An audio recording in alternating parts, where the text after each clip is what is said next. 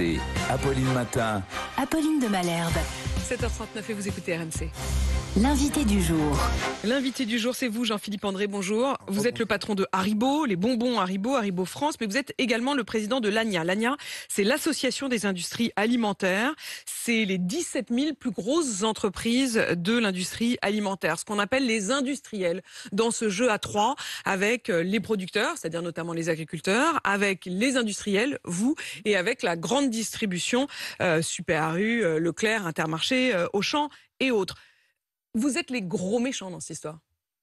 Je vois pas pourquoi on serait les gros méchants. Je prendrais le problème un peu à côté. Je crois que l'inflation... Les gros méchants parce que tout le monde dit que c'est vous qui demandez à ce que les prix augmentent. Non, parce qu'en ce moment, le thème, c'est l'inflation. Et je crois qu'il faut reconnaître que ce phénomène de l'inflation avec lequel que vous traitez depuis à peu près 12 mois, c'est quelque chose... Et en particulier dans cette semaine spéciale. Oui, mais il y a bien au moins 2 générations de managers qui connaissent pas. Et donc moi, j'ai l'impression que c'est un peu un genre de mistigris, très vilain mistigris, qu'on essaie de se repasser. Et moi, je pense qu'au lieu de se imaginer de repasser le mistigris et chercher quelle est la responsabilité des uns et des autres, le gouvernement, les industriels, à la fin on va encore dire que c'est le consommateur qui va être responsable, c'est-à-dire comment on va le traiter.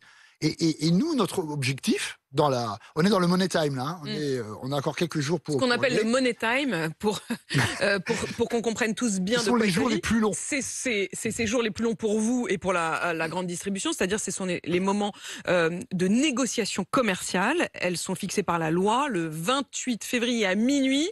Vous devrez lever vos stylos et ce sera terminé. Donc jusqu'au 28 février minuit, vous négociez le bout de gras, vous demandez des hausses de prix, mais de quel ordre? Nous, on demande les hausses qui correspondent à l'évolution des coûts. Parce que nous, on n'a aucun intérêt. Oui. C'est pas ce que disent Leclerc, Super U. Ils disent que vous gonflez vos demandes dans une forme de jeu de dupes, et ils disent d'ailleurs qu'il y a un manque de transparence. Alors, le manque de transparence, je rappelle que dans tous les contrats, vous venez d'évoquer, qui vont être signés au 1er mars le soir, tous ces contrats doivent comporter une clause de renégociation. Le rapport de l'inspection générale des finances, qui a été commandé par Bruno Le Maire, et à notre demande, il va être actualisé sur l'année 2022. Il dit quoi? C'est l'industrie agroalimentaire qui a comprimé les prix. Et dernière chose, si je suis en négociation avec vous, Apolline de Malherbe, aujourd'hui, nous, on recommande très très fortement, en amont de négociation, de certifier. C'est-à-dire qu'il y a des gens, en dehors de notre dialogue à nous, qui disent, oui, grosso modo, ce marchand de pâtes, ce marchand de camembert, oui, je certifie que. Nous, on a intérêt à ça, parce que l'inflation, à part le fait que c'est très dommageable pour le salarié et le consommateur, c'est très dommageable pour les marques et les entreprises. Personne n'a intérêt. Les premières victimes, à la fin, ce sera aussi vous, parce que le risque, c'est quand même que les consommateurs se détournent des grandes marques et qui disent, moi, j'achète plus Danone, j'achète plus Nestlé, j'achète plus Lactalis et je vais acheter le petit producteur du coin ou la marque de la grande distribution. Mais justement, à propos de ça, vous le savez, c'est la semaine spéciale pouvoir d'achat sur RMC. Tout à l'heure, je recevrai d'ailleurs Michel-Édouard Leclerc. Hier, je recevais le patron de Super U, Dominique Schelcher, et il avait pour vous une demande particulière. Écoutez. Parlez-leur de transparence. Pourquoi n'obtenons-nous pas le détail des demandes de hausse qu'ils nous formulent, que nous demandons parfois depuis plusieurs semaines avec certains et que nous n'obtenons pas? Votre réponse? Mais Dominique Schelcher, qui est un grand spécialiste de la filière, sait parfaitement que dans le box, aujourd'hui, si on négocie, on donne les évolutions, on les certifie. Et il sait aussi que l'évolution des prix qu'on constate aujourd'hui, il y a une inflation alimentaire de l'ordre de 13-14% en ce moment. Les marques nationales augmentent de 11%. J'entends dire, tiens, l'inflation est délirante. C'est un mot qui a été utilisé d'ailleurs par quelqu'un sur votre plateau récemment. Les marques de distributeurs que produit, il se trouve M. Schelcher pour citer, oui, il y a les marques U, il y a les marques Leclerc, augmentent de 18 à 19%. Pourquoi ça serait délirant pour nous de passer 11% et eux, ils passeraient 18%. Pour vous, les grands industriels. Mais donnez-nous un exemple. Vous demandez quoi comme hausse? Quand ils disent que vous demandez en moyenne 22% de hausse, est-ce que c'est juste? Est-ce que c'est ça? Nous on fait des sondages réguliers au niveau de l'ANIA. Évidemment, il y a des disparités incroyables. Je pense que sur le round de négociation dont on parle maintenant, les augmentations, c'est entre 8 et 10%. À la fin?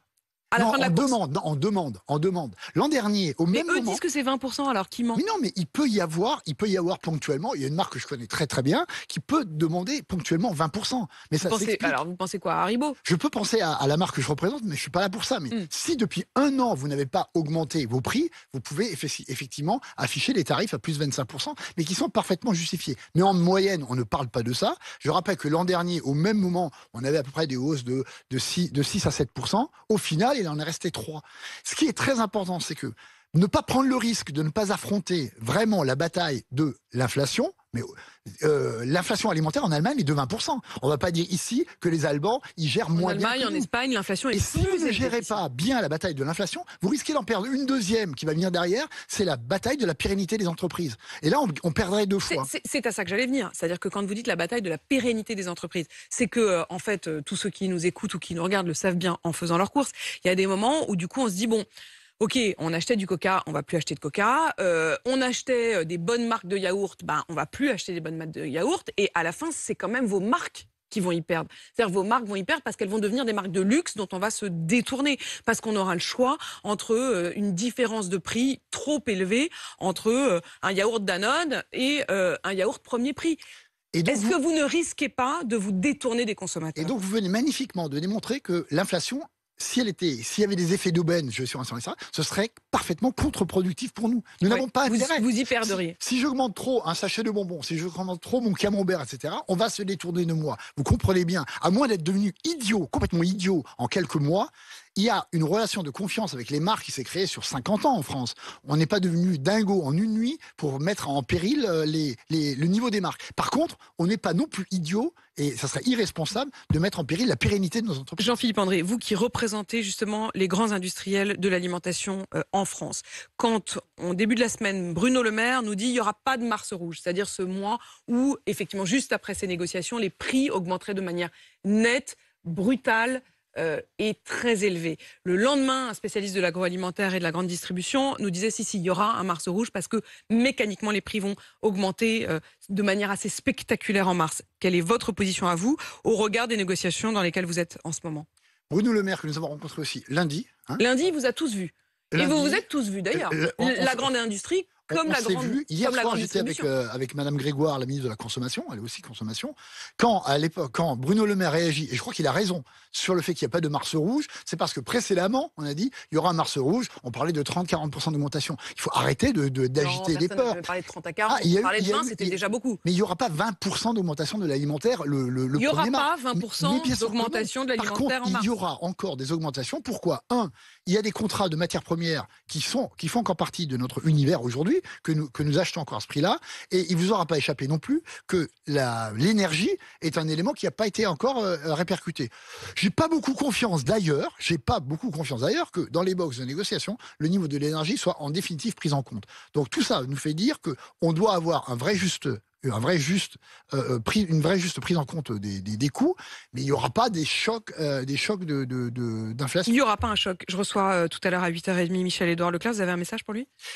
Mais moi, d'abord, j'ai pas de questions à lui poser. Quand j'ai une question à lui poser, je l'appelle. Non, Michel-Édouard Leclerc le sait aussi. Les marques, les 17 000 entreprises qui, grosso modo, peuvent correspondre à 17 000 marques, ont fait le succès de la distribution, de son enseigne aussi. Le message que je lui passerai, c'est de dire, Michel-Édouard, beaucoup de confiance. On est sorti dans les années 80, en à peu près la même génération de périodes d'inflation de ce type. On a survécu au Covid.